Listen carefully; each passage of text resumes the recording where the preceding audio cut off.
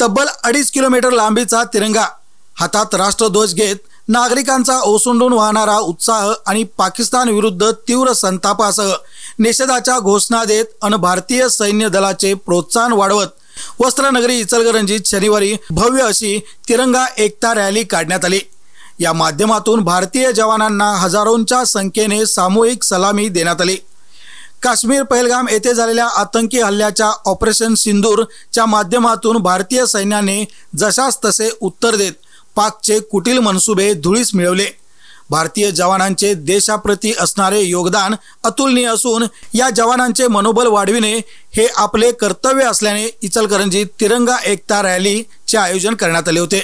सुरुवातीस पुरवठा कार्यालयाच्या प्रांगणातील स्मृतीस्तंभास मान्यवरांच्या हस्ते पुष्पहार अर्पण करून अभिवादन करण्यात आले।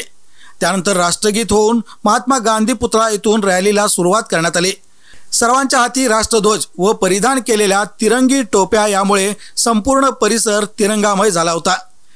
रॅलीच्या प्रारंभी आमदार राहुल आवाडे, माजी मंत्री प्रकाश अण्णा आवाडे, सुभेदार जयपाल कोरेगावे, भाजपा जिल्हाध्यक्ष राजवर्धन नाईक निंबाळकर, शहर अध्यक्ष पैलवान अमृत भोसले, प्रकाश दत्तवाडे, अशोक स्वामी, अहमद मुजावर, सौ अलका स्वामी, सौ मौसमी आवाडे, मिश्रीलाल जाजू, विजय भोजे, श्रीरंग खवरे, अनिल डाळ्या, धोंडीराम जावळे, राजेश रजपुते आदींसह मान्यवर उपस्थित होते।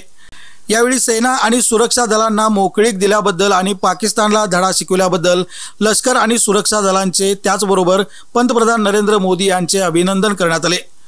मुख्य मार्गावरून कॉम्रेड मलाबादी चौकातून एकेरी मार्गातून श्री शिवतीर्थ येथे आल्यानंतर सुभेदार जयपाल कोरेगावे, आमदार राहुल आवाडे, माजी मंत्री प्रकाश अण्णा आवाडे व मान्यवरांच्या हस्ते छत्रपती शिवाजी महाराज यांच्या अश्वारूढ पुतळ्यास पुष्पहार अर्पण करण्यात आला। त्यानंतर पहलगाम हल्ल्यात मृत्युमुखी पडलेल्या पर्यटक व जवानांना 2 मिनिटे स्तब्धता पाळत श्रद्धांजली वाहण्यात आली। त्यानंतर वंदे मातरम होऊन रॅलीची सांगता झाली।